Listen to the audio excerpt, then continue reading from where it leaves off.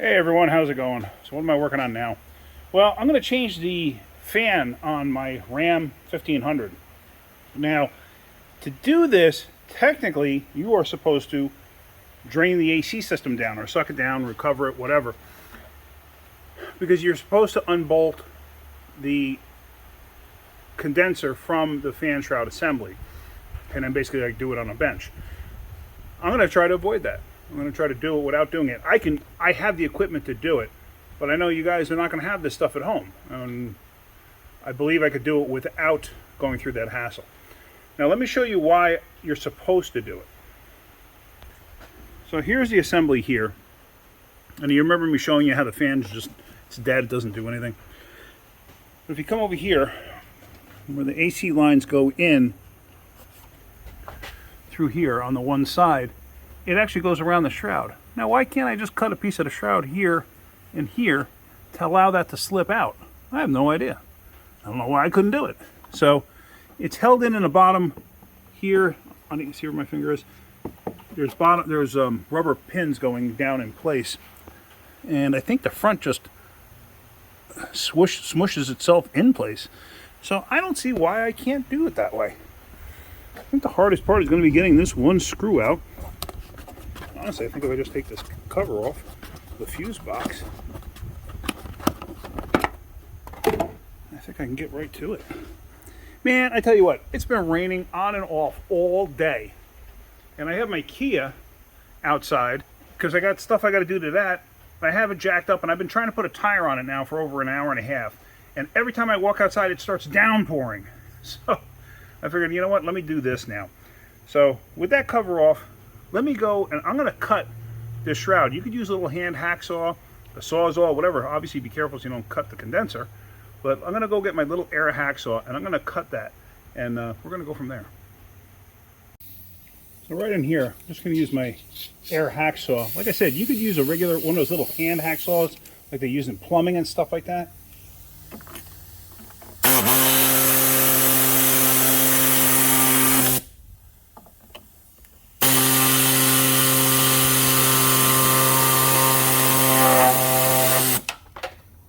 Obviously be careful so you don't hit the tank of your radiator, whatever you want to refer to it as. So now, I think, in all honesty, I think with that cut open, I think if I just take those two bolts out of the top there, I think this thing will come out. Do I have any on the bottom here? I can't tell.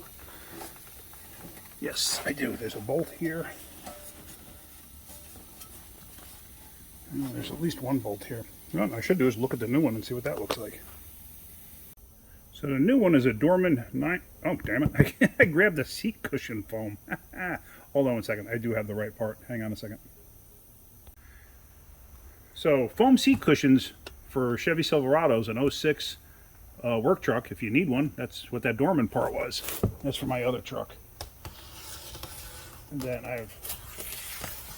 I'm gonna be putting up for sale. So hopefully, this is the cooling fan module that I ordered. Should be. Okay.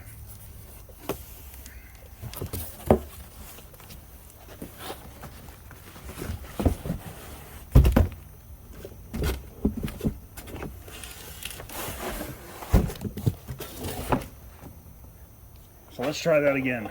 This time it's a Dorman 621639 radiator fan assembly. Radiator fan, whatever you want to call it. Alright, so now let's see what this looks like.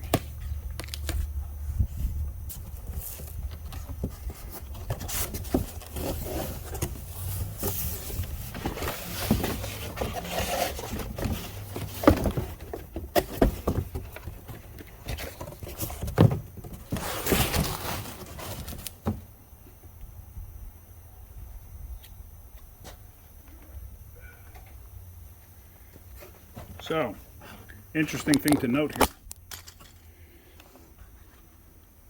I don't see any mounting points like that one has on the bottom. I see the ones on the top, but check it out. That already comes pre-cut out. That one I had to cut out. So they make it so you can do this in the vehicle.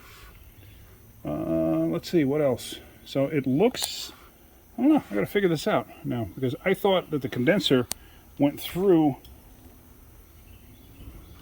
the bottom there, which it doesn't appear to on this. It looks like it's just a sandwich fit. And this looks like it hooks in through the side. Maybe this is the wrong one. Let's investigate a little bit further. So I got a funny feeling this isn't going to go as planned. I seriously think that this is the wrong fan. But it's hard to tell until you start getting everything apart. Let's see. Oh, wait, oh no, there is something holding it up there. And down there. Okay, so maybe I was wrong. Maybe it doesn't attach down below. Maybe I was feeling around incorrectly. Alright, so it does appear that there is, if you look there, there is a bolt there, and there is a bolt there. So let me get those out of the way, because then there's going to be two on this side too that I'm going to have to get to, which are down there somewhere. Alright, this may not be as much fun as I was hoping it was going to be. Alright, let's figure it out. So it was tied to two screws on this side up here. There's one here and one down there. There is over here also. It's right, there's one here and then one down below, which I should be able to get with no issue with a ratchet. I'm not going to walk you through the entire thing, but let me show you part of this.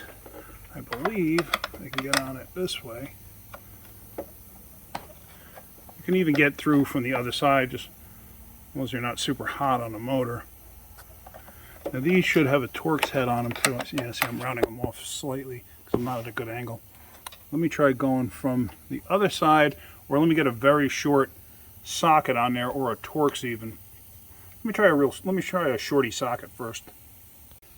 Basically, I got down inside there with a short 1/4-10 and my little swivel head ratchet. I got the top one out already. It literally took me no time at all.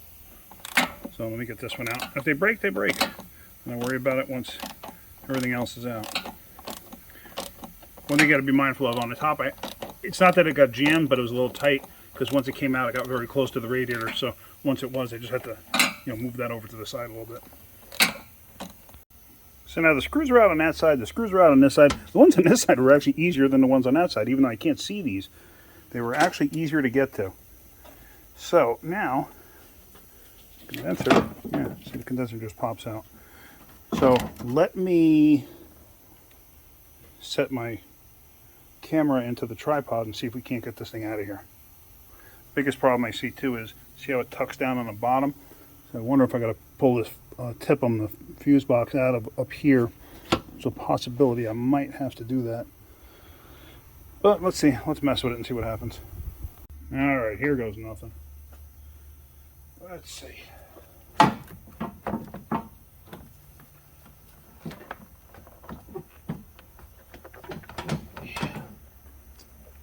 going to have to take this out of here somehow. There is just not enough room to mess with this.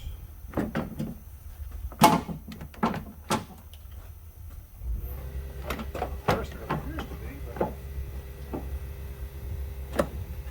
it really isn't.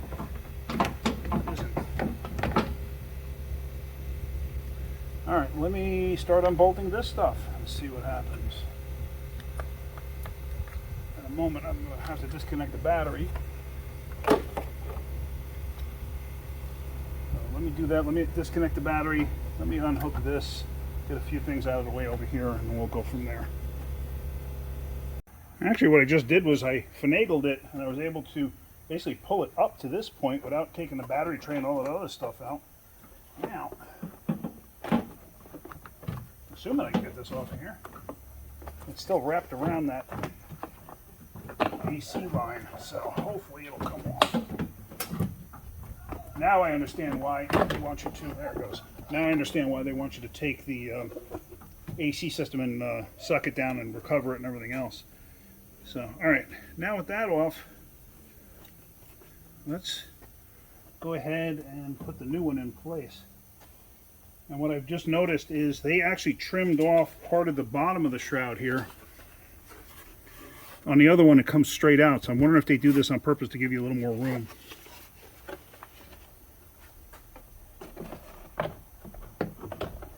So this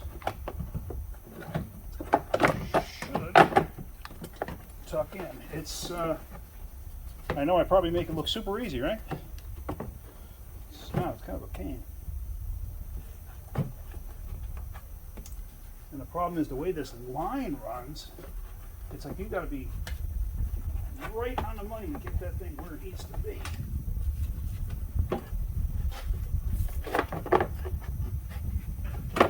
Shut this off.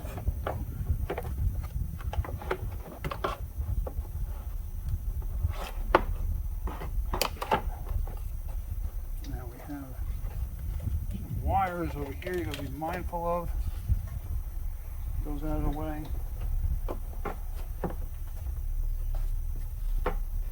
Might be helpful to take the upper hose off. I'm not taking the upper hose off because I literally was just out with the truck not too long ago.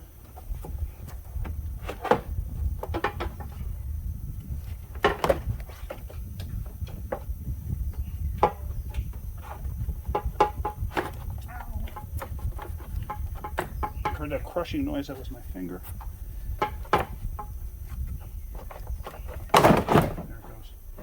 All right, so it's down in place. Now, it's going to be reverse procedure to install. So, most difficult part of this is going to be the juggling act. Let me get the bottom of this into its holders first, because once those are into where they need to be, then I can line everything else up around it. So that can be a little tricky, but it'll get there. All right, you got the general idea of how to get it to this point. So let me stop for right now while I just line everything up. There's no point in you watching all of that. Actually, these rubber lower mounts, I forgot to put them on the new fan. So I can get them from up top here without pulling the whole thing apart. All I can do is lift it up slightly, and I can get these things in place. So I forgot all about those. All right, let me get these in. So I got those rubber bushings in. Now what I'm going to do is I'm going to wire wheel these nuts, or these bolts rather, just to get that stuff off of them, because they got some rust on them. They had some Loctite on it. I really am not concerned about the Loctite.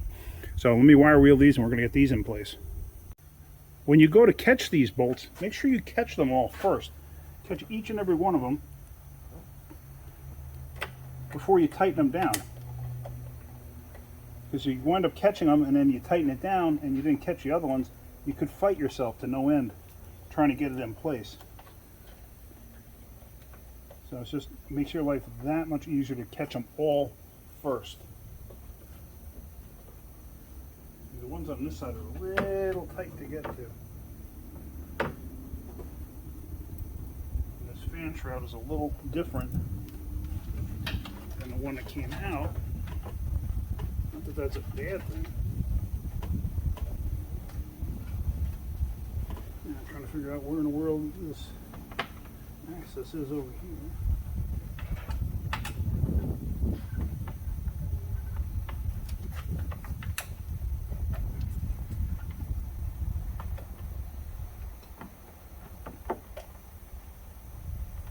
Now the actual, I know you're looking at the top of my head there, the actual bottom of this condenser was sticking out a little bit. I was trying to catch the screw and it was basically just hitting the edge of that clip that it's supposed to screw into. I feel I'm having an issue getting it caught. This is all by feel. Alright, there you go, it's caught. So I'm going to catch the other two. They're going to be a little bit of a project. I'm going to have to go in through here. Make sure all you're going to be doing is looking at my back at that point in time. Sorry if I had my light on. I'm sorry if you had glare. So now with those screws in place holding that all together, that was not fun. It was it was a little bit challenging. This job would have been 10 times easier so if I had actually sucked down the system, you know, recovered it and whatnot and did it that way. Now you have these mounts that have to go in up here. Sometimes when you have them with this steel sleeve, sometimes you can't get it in place with the steel sleeve in place. Just take the sleeve out, then get the bushing down in place, and then get the bushing in where it needs to be. And then put that right back, and now we can put the bolts back in and tighten that all up. Then we can hook up our wiring. I had to disconnect a couple of things. Now the wiring for this, because it's an aftermarket, is slightly different, but that should plug right in. And then you basically tuck this off to the side wherever this is going to wind up going. At least this way it's out of the way. In typical fashion, what I neglected to do, one of the first things I should have done was I should have checked the wiring to make sure that they would plug together. Guess what? They won't. This must be for a slightly different year. Slightly earlier years have a different plug than this 05. Luckily I was able to procure a plug from a vehicle that we have here. So what do I got to do now is I got to splice in this plug so it'll actually plug into this fan. So if you look here, here's the plug that comes with this fan, and here's the original plug. Obviously two completely different types of plugs. So that one, the newer style, uses a much wider female spade to plug into it. The earlier versions use a much smaller one. So basically all I'm going to do is splice this into here, make sure I got the terminals correct. Now how do you figure that out? How do you know which is positive, which is negative? Well, on here, it should be easy to figure out. One's red, one's black. Red should be positive. But how do you even know on here if you don't have a wiring diagram? Well, let me show you. Handy dandy test light. Hook to negative. Positive, it works fine. So now, we've already checked the circuit before in a previous video. So I know the circuit's good, I just don't remember which is positive, which is negative. Whoops, that was good. Let's open the door. Let's turn the AC on, sorry. AC is on. So now, the fan should be commanded on. So an easy thing to do is basically probe. Alright, so that one's positive. One with a white stripe. So now we're just going to splice that together. So that's crimped in place. So now I'm just going to slide the heat shrink over. I'm going to heat shrink that in place. Now let's say I accidentally wired that backwards. What's going to happen? Well, the fan's going to turn backwards. If that's the case, let's say I did that by accident, then it's just as easy to unpin the connector and then just flop it over. So now I'm just going to heat the heat shrink in place. This is the good heat shrink with the sealer inside of it, or glue, whatever you want to call it. This way you don't get any water intrusion. Like I said, I never solder anything, ever, never have. Not supposed to. Nothing from the factory uses solder. So that's why I do it this way. So let me get this all together. And there you go, everything's good there. I think there was a spot down here for me to put this thing through. I think, I could be wrong.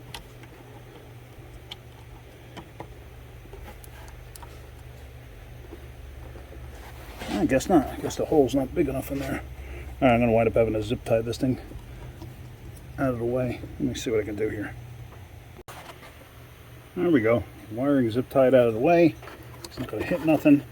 All's good there. So let's make sure it works. So that would be a major plus.